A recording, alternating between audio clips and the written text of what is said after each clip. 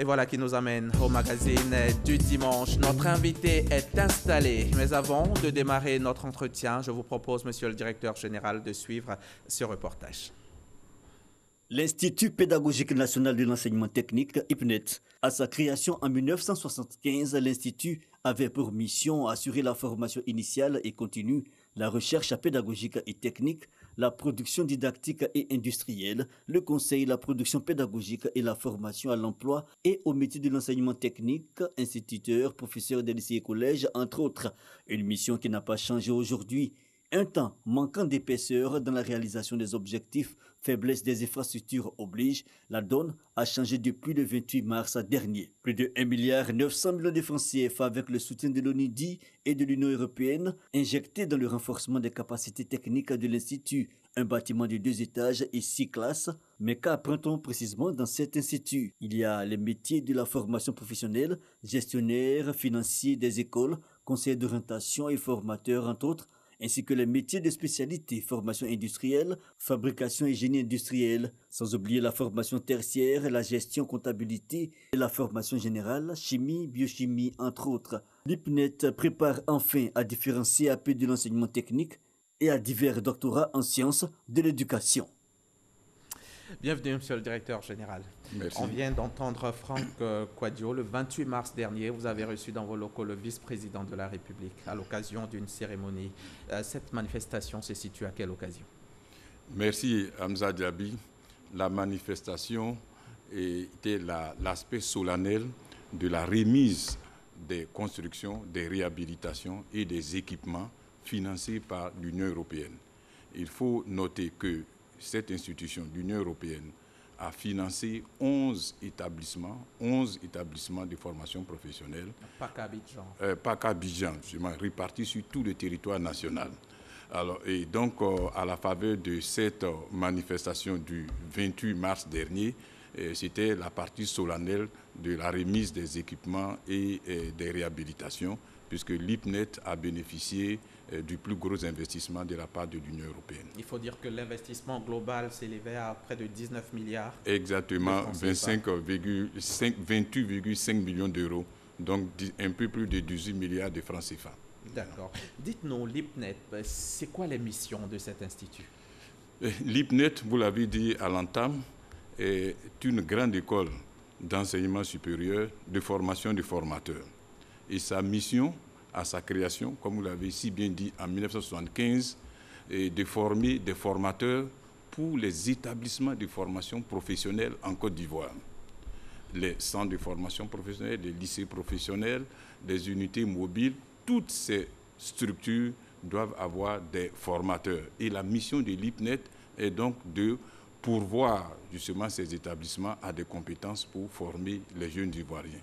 Mais à côté de la formation des formateurs, nous avons la formation du personnel d'encadrement. Et ce personnel d'encadrement, c'est essentiellement les conseillers pédagogiques, les chefs d'établissement.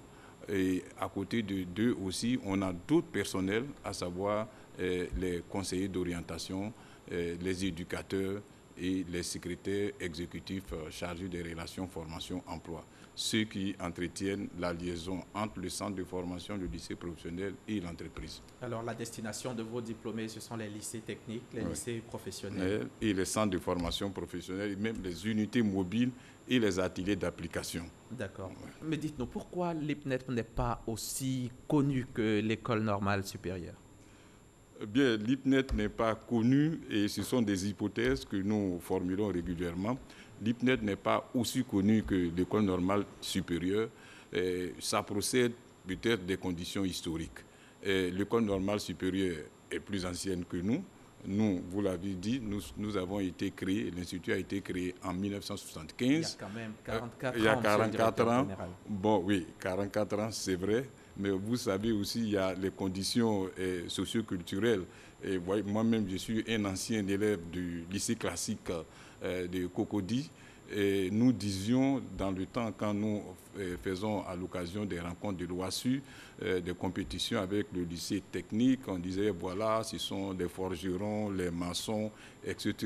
Et donc, cette façon de structurer la perception a fait qu'au départ, il y a eu une méfiance vers cette dimension de la formation pourtant qui se révèle aujourd'hui comme la dimension la plus importante parce que c'est elle qui forme à l'insertion.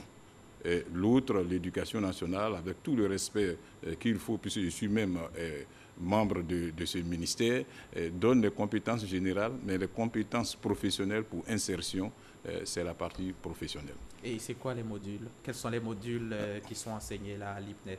Merci, vous me donnez l'occasion justement de faire un peu mieux connaître cette institution. Dès qu'un enseignant rentre pour aller dispenser ses cours, il faut qu'il connaisse le métier de la formation. Qu'est-ce que c'est que le métier de la formation?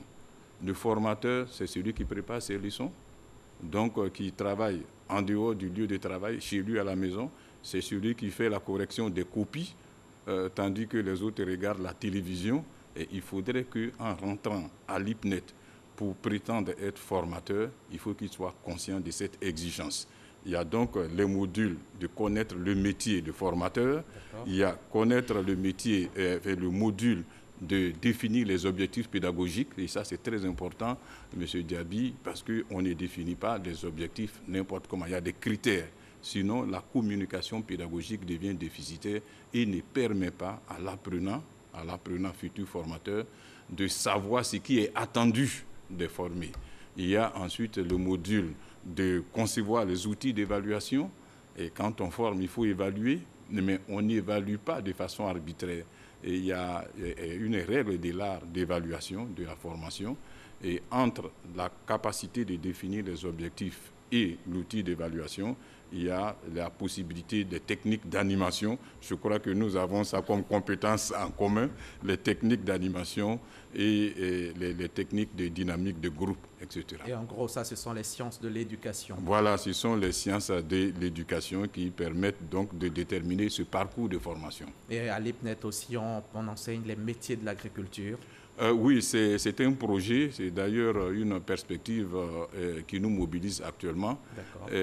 Depuis environ 1 an et demi, la mission nous a été donnée de former, je précise bien, les formateurs au métier de l'agriculture, c'est-à-dire des personnes, des jeunes Ivoiriens qui ont déjà des compétences dans les métiers de l'agriculture, de la production animale et des ressources halieutiques, de venir acquérir la dimension pédagogique pour en faire des personnes qui ont une double compétence professionnelle dans leur discipline et l'autre compétence pédagogique pour pouvoir enseigner efficacement. Il y a aussi la formation industrielle. Vous enseignez la mécanique automobile. Oui, tout à fait. L'hôtellerie également. Exactement. Mais vous êtes très bien informé. Et je pense qu'avec cet entretien, l'ensemble des Ivoiriens connaîtront un peu mieux cette institution. Nous avons un département de formation industrielle qui forme les formateurs au métier de l'industrie. Vous avez les formateurs en mécanique automobile, les formateurs en hôtellerie, les formateurs en construction métallique. En comptabilité. En comptabilité pour le tertiaire. Également, même la caméra, c'est-à-dire des agents de l'ART qui peuvent venir apprendre la caméra à perfectionnement. C'est ça.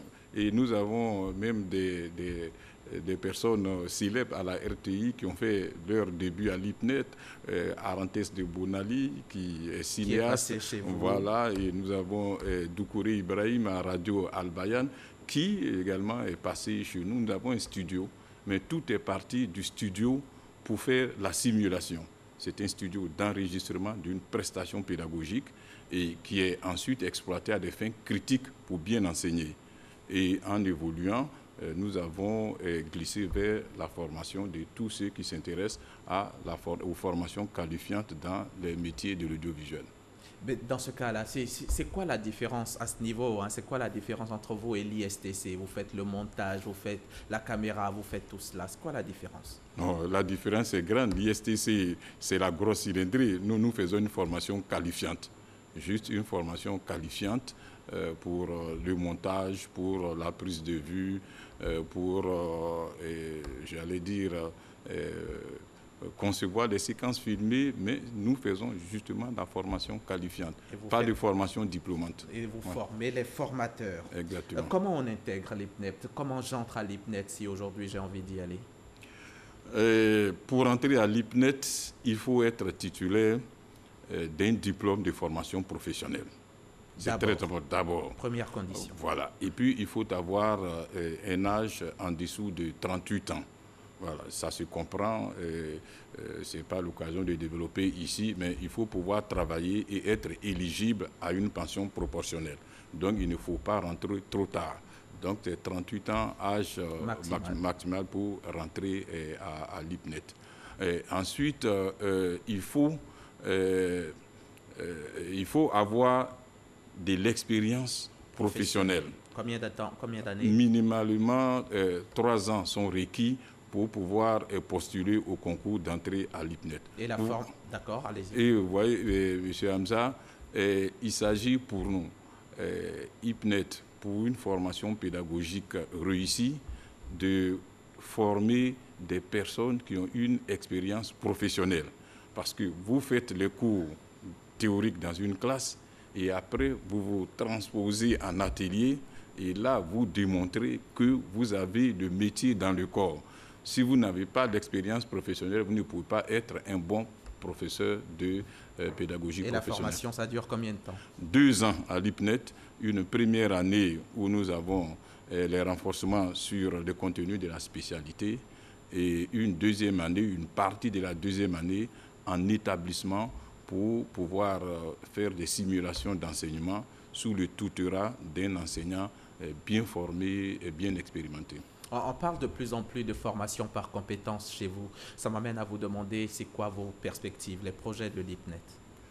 Oui, notre perspective, vous le trouvez très bien, c'est d'amener les populations actuelles qui rentrent et les populations à venir à enseigner selon l'approche par compétences.